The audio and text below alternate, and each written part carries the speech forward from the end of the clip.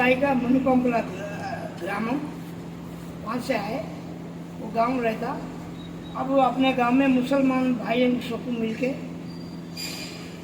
अपने पार्टी के लिए अपना एमपी के लिए ठहरे। उसके बारे में भैया अपन से मिलने आए, आपका सबका मदद रहनी चाहिए। ఇప్పటికే జహాంగీర్ భాయ్ చెప్పారు, అన్న సిపిఎం పార్టీ ఎంపీ అభ్యర్థి ఉన్న అన్న పేరు కూడా జహాంగీర్ అని మీ అందరికీ తెలుసు. 35 సంవత్సరాలకు పైగా తన జీవితాంతం కమ్యూనిస్ట్ పార్టీగా పనిచేసిన పరిస్థితి ఉన్నది. సర్పంచ్ కూడా గెలిచినారు. కమ్యూనిస్ట్ పార్టీలో చాలామంది ఉన్న నిజాయితీగా ఉండి పేద ప్రజల కోసం పనిచేస్తున్న వ్యక్తిగా ఉన్నాడు కాబట్టి అన్నకి టికెట్ వచ్చింది. మీ అందరికీ విజ్ఞప్తి చేస్తున్నాం, ఒక మంచి వ్యక్తికి టికెట్ వచ్చింది. అది మన దగ్గరికి ఓటు కోసం వచ్చినారు కాబట్టి మీరందరూ కుటుంబాల వారిగా ఆలోచన చేసి కరెక్ట్ టైం, ఎందుకంటే దేశంలో బీజేపీ ఏం చేస్తుంది మీ అందరికీ తెలుసు. అట్లాంటి పార్టీలకు బుద్ధి చెప్పాలన్నా కనీసం ఇట్లా పనిచేస్తున్న వాళ్ళకి, అందులో ఒక మైనార్టీ నుంచి ఇప్పుడు రాజకీయ పార్టీలో ఒక టికెట్ కావాలంటే కోర్టులో డబ్బులు ఇస్తే టికెట్లు వచ్చే పరిస్థితి, కానీ తను కోర్టులో ఇచ్చే పరిస్థితిలో లేడు. కోర్టు ఖర్చు పెట్టుకుంటే టికెట్ ఇచ్చే పరిస్థితి సిపిఎం ఉండదు. పనిచేసే వాళ్ళకి, నిజాయితీగా ఉన్న వాళ్ళకి టికెట్ ఇచ్చే పరిస్థితి, అట్లా టికెట్ తెచ్చుకున్న వ్యక్తిగా ఉన్నాడు కాబట్టి మీరందరూ ఓటేయాలని మరొకసారి మీ అందరికీ విజ్ఞప్తి. అందరూ మిగతా పార్టీలు ఏం చేస్తున్నాయి, కమ్యూనిస్ట్ పార్టీ మీద ఓటేసి మీరు గెలిపేయాలని మీకు ఒకసారి మనం చేసుకుంటాం.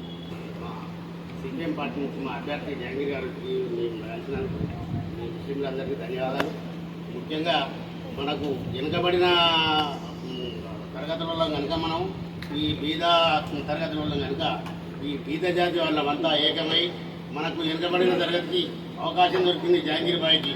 ఈ అవకాశం దొరికినందుకు మరి అందరం కూడా కృషి చేసి ఆయన గెలిపించాలని కోరుకుంటూ ఈ అవకాశం ఇచ్చిన మీ అందరి ముస్లింలందరికీ ధన్యవాదాలు. సిపిఎం పార్టీ అభ్యర్థిగా నేను రంగంలో ఉన్నాను. వాస్తవంగా ఒక ఎంపీ స్థానానికి అభ్యర్థిని నిలబెట్టాలన్నప్పుడు ఆ వ్యక్తి యొక్క త్యాగాలు, కష్టాలు, అలాగే ప్రజలతో మమేకమై పనిచేస్తున్నటువంటి పరిస్థితి, ఇవన్నీ కూడా చూసిన తర్వాతనే కమ్యూనిస్ట్ పార్టీలో ఆ స్థానాన్ని ఇస్తారు. 35 ఏళ్ళుగా ఈ ఉద్యమంలో ప్రజల కోసం పనిచేస్తున్నాను. ప్రజల కోసమే కాదు, ఎక్కడ ముస్లిం మైనార్టీలో ఏ సమస్య వచ్చినా కూడా నేను ముందుకు పనిచేశాను. మీ అందరికీ తెలుసు, అనేక కమ్యూనల్ ఫీలింగ్స్ వచ్చి అనేక రకాల తగాదాలు వచ్చినప్పుడు నిజాన్ని ముందుకు తీసుకునేటువంటి పద్ధతుల్లో పనిచేశాను. దాంతోపాటు వక్ఫ్ ల్యాండ్స్ విషయంలో కూడా చాలా తీవ్రమైనటువంటి పోరాటాలు చేసి వక్ఫ్ భూముల్ని అన్యాక్రాంతమైతే ఆ భూములు మళ్ళీ తిరిగి వాపసు ఇప్పించడంలో నా పాత్ర కీలకంగా ఉంది. మీ అందరూ తెలుసు, లాక్డౌన్ సమయంలో ఇదే ఉన్నటువంటి బీజేపీ మతోన్మాద సర్కారు ఎన్ఆర్సీ అని చెప్పని తీసుకొచ్చి ముస్లింలకు పౌరసత్వం ఇవ్వకూడదని చెప్పనేటువంటి ఆలోచనతో ఒక పౌరసత్వాన్ని తీసుకొచ్చే పరిస్థితి ఉంటే దానికి వ్యతిరేకంగా పెద్ద ఎత్తున ఎన్ఆర్సీకి వ్యతిరేకంగా ఉద్యమాలు జరిగినాయి. తీసుకొస్తే దానికోసం పెద్ద ఎత్తున ఉద్యమాలు జరిగినాయి. చౌటుపల్లి, రావణపేటలో, భువనగిరిలో అనేక ప్రాంతాల్లో కూడా అవేర్నెస్ తీసుకొచ్చింది. ఇప్పుడు మళ్ళీ తీసుకొచ్చింది ఏంటంటే మళ్ళీ దాని సిఏని మళ్ళీ అమలులోకి తీసుకొచ్చి ముస్లింలను 2వ తరగతి పౌరులుగా తీసుకురావాలనేది వాళ్ళ ఉద్దేశం. అది ఇదే కాదు, ఇప్పుడు బీజేపీ చెప్పింది ఏంటంటే మాకు 400 స్థానాలు ఇవ్వండి, రాజ్యాంగాన్ని మార్చేస్తామని చెప్పారు.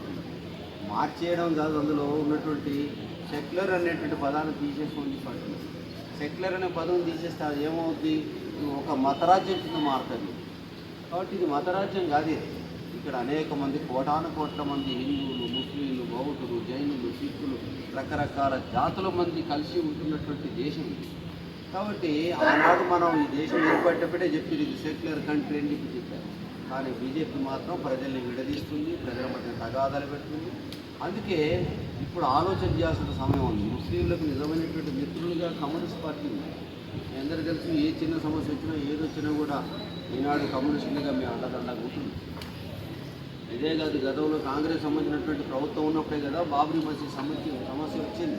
ఆయన తాళాలు చేయకుండా సమస్య వచ్చేది కూడా కాదు.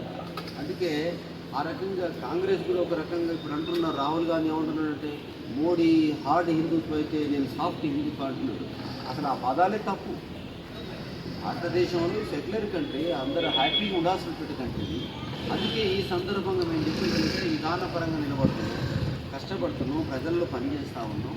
కాబట్టి అన్ని వర్గాల ప్రజలందరూ కూడా ఆలోచన చేసి ఈ సందర్భంగా ఎంపీగా ఇక్కడ గెలిపిస్తే మన ప్రజలందరికీ కూడా ఉపయోగం జరుగుతుంది.